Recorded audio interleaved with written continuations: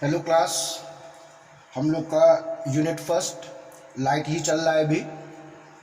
Unit first यानी light बहुत ज़्यादा बड़ी है और सबसे ज़्यादा नंबर इसी से आते हैं। तो रिफ्रैक्शन चल रहा था हम लोग का, अपवर्तन। तो अब तक हम लोग सिंगल लेंस से न्यूमेरिकल भी कर रहे थे, सिंगल लेंस से डेरिवेशन भी कर रहे थे। अब हम दो लेंसों के बारे में पढ़ेंगे जो कांटेक्ट में रखे हैं। तो जब वो कांटेक्ट में लाए गए तो उनका कंबाइंड फोकल लेंथ, संयुक्त फोकस दूरी, कंबाइंड पावर, संयुक्त क्षमता कितनी होगी, इसके बारे में देखना है। तो हमारा पहला डेरिवेशन है combined focal length of two thin lenses in contact. दो संपर्क में रखे हुए लेंसों की संयुक्त फोकस दूरी, संपर्क में रखे दो पतले लेंसों की संयुक्त फोकस दूरी। तो इसके लिए हम ये डेरिवेशन और इसका न्यूमेरिकल इम्पॉर्टेंट है बच्चों। इसके लिए हम एक ये लेंस ले रहे हैं और इसके कांटेक्ट में दूसरा लेंस ये ले रहे हैं।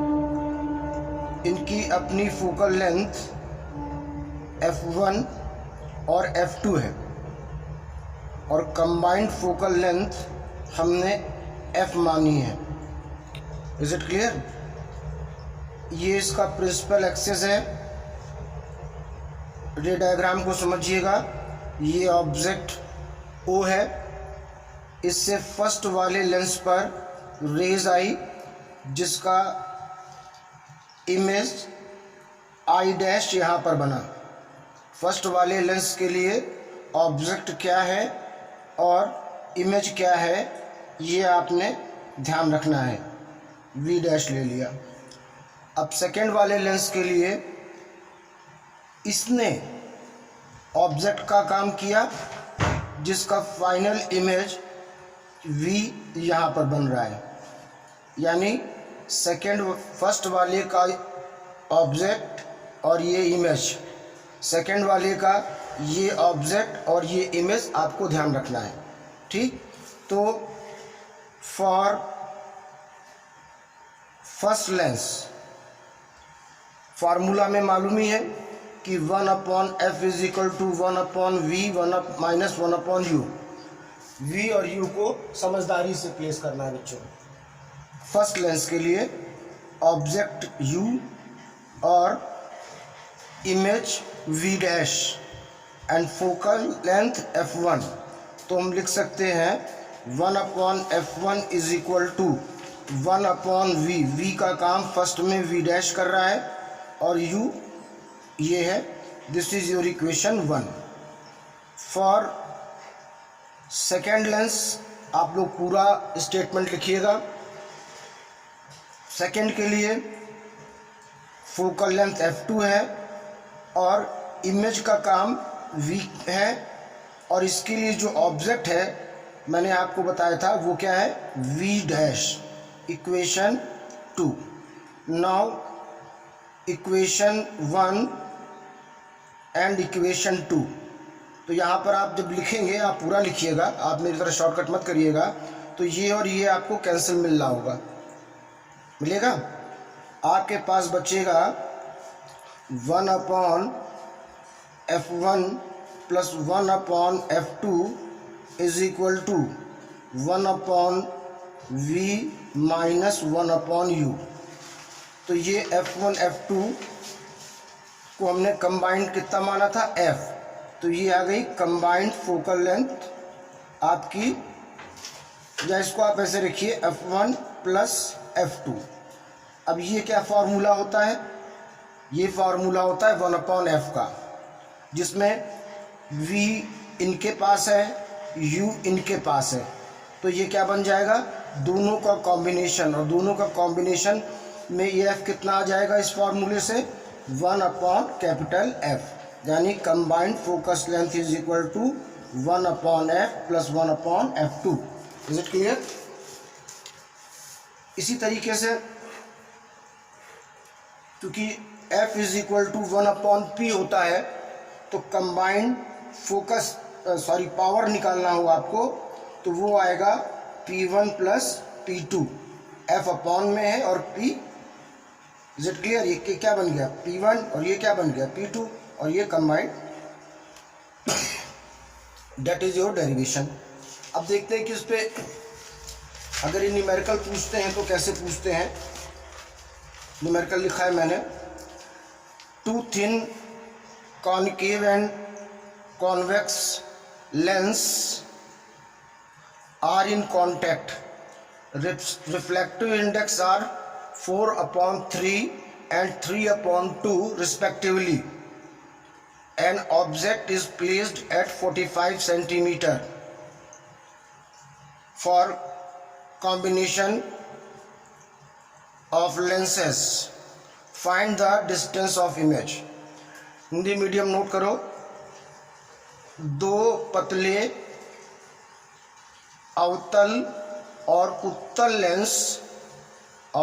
उत्तल लेंस जिनका अपवर्तनांक क्रमशः 4/3 और 3/2 है, ये संपर्क में रखे गए हैं। वस्तु इनसे 45 सेंटीमीटर दूरी पर रखी है। आपको बताना है डिस्टेंस ऑफ इमेज, प्रतिबिंब की स्थिति, यानी प्रतिबिंब की दूरी निकालनी है। तो देखिए इसमें हमें दिया क्या है, कॉनकेव का जो रिफ्लेक्टिव इंडेक्स है, उसको हम n1 मान लें तो वो 4/3 है, ठीक। u -45 centimetre. तो पहले हम डिस्टेंस ऑफ इमेज निकालने के लिए, क्योंकि कांटेक्ट संपर्क में है, तो हमें क्या निकालना होगा, इनकी संयुक्त फोकस दूरी, कंबाइंड फोकल लेंथ। तो f1 निकालेंगे, फिर f2 निकालेंगे, फिर उसे कंबाइन करेंगे। तो कॉनकेव के लिए देखिए 1/f1 इज इक्वल टू, हम क्या लिख सकते हैं, फॉर्मूला लिख लो पहले, n-1 1/r1 और r2। तो कॉनकेव के लिए n कितना है, 4/3 - 1, ठीक। और इनका जो, एक मिनट इसको फिर से देख लीजिए, इसमें इनके लिए जो f दिया है वो मैंने लिखा नहीं, f दोनों का 40 सेंटीमीटर दिया है। f ने क्या, इसको r मान लीजिए, r रेडियस ऑफ कर्वेचर, ठीक है। रेडियस ऑफ कर्वेचर, वक्रता त्रिज्या 40 सेंटीमीटर दी है, ये और ऐड कर लीजिए, प्लस माइनस का ध्यान रखिएगा। अब ये कॉनकेव है, तो कॉनकेव में r1, क्योंकि दोनों ही तल समान है, इसमें इसको आप इक्वी या समान कह सकते हैं। तो r1 -40 होगा और r2 +40 सेंटीमीटर होगा। क्यों? क्योंकि कॉनकेव लेंस इस तरीके का होता है, ठीक। इसका पहला r1 इधर होता है और इधर की डिस्टेंस माइनस में होती है और इधर की प्लस में, तो इसीलिए प्लस माइनस का ध्यान रखिएगा। तो ये -40 और ये आ गया आपके पास। Is it clear? ध्यान से रखिएगा कि मेन साइन कैसे ले रहे हैं, ठीक ना हो तो फिगर बना लिया करिए। तो जब आप इसको सॉल्व करेंगे तो f1 आपके पास आना चाहिए -60 सेंटीमीटर। इसी तरीके से अब हम f2 निकालेंगे। 1/f2 के लिए n कितना दिया हुआ है, 3/2 -1, यही फॉर्मूला लेंगे, 1/r1 और 1/r2। अब लेंस कौन सा है, कॉन्वेक्स, ये लेंस है।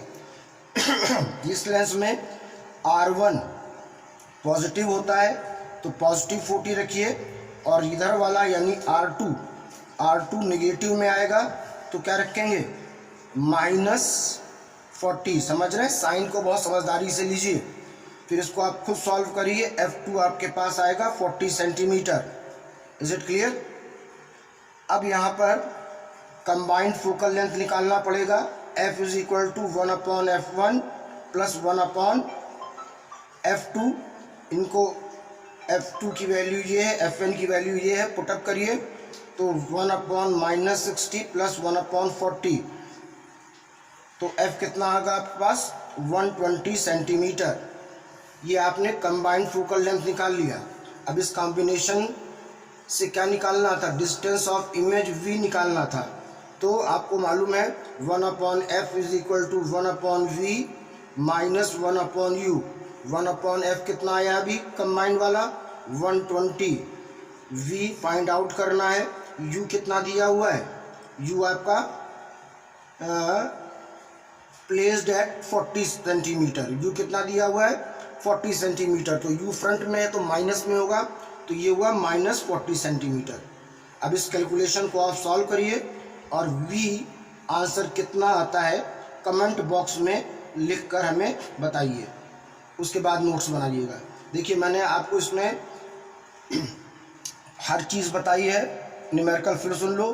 To thin equiconvex and concave lens their curvature of radius of curvature 40 centimetre are in contact. Reflective index 4/3 3/2 respectively. मतलब पहले ये लेना फिर ये लेना, क्रमशः का ये मतलब हुआ। ऑब्जेक्ट कहाँ पे प्लेस है? कॉम्बिनेशन के सामने 40 सेंटीमीटर पर। v निकालना है, ठीक। हिंदी मीडियम। दो समान पतले कॉनकेव और कॉन्वेक्स लेंस जिनका वक्रता त्रिज्या 40 सेंटीमीटर है, इनका अपवर्तनांक क्रमशः 4/3 3/2 है। इस कॉम्बिनेशन इस संयुक्त लेंस के सामने 45 सेंटीमीटर पर वस्तु रखी हुई है। आपको बताना है कि इमेज की दूरी क्या होगी।